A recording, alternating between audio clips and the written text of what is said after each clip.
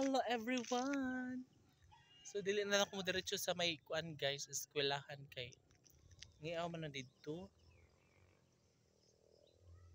No? So ngayon ra tataman kay hapon na and wala ang mga bata, wala na ko sila kauban karon kay nalipat to sila nako kay lain man ko giagian.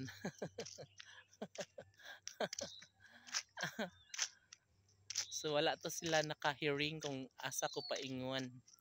Tungod kay naghatod manggugog papel sa ila ka chief tanod. So ang ilang naandan sa mga bata is pangadto sa pabahay.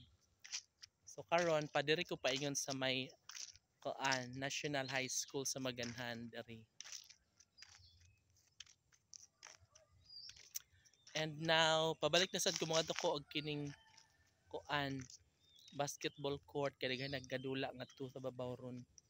Diha ra gud sa babaw pero wala may shortcut dira so kinahanglan mo balik jud ko diri. Adto paingon. Oh, morning na himo ni Diyong na limpyo na niya. Oh. Iyan ang gi padaplin ang mga lapok, ang mga bato nga nagkalat diha.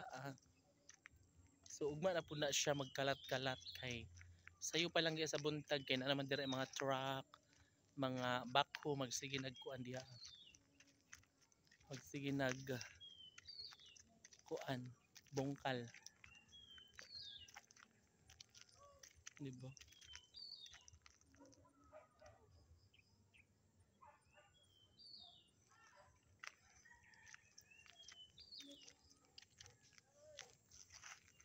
Kaya mga palayan oh.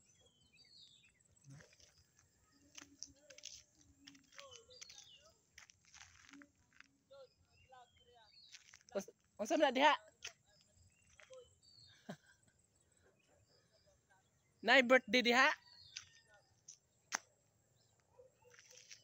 Ngara ta oy. Gitawag ko guys. Tuong kuno ko sa may naghikay. Di ko ikauwaw ta.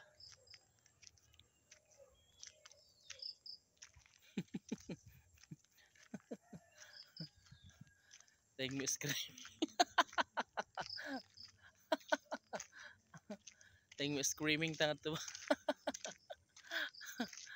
Aray.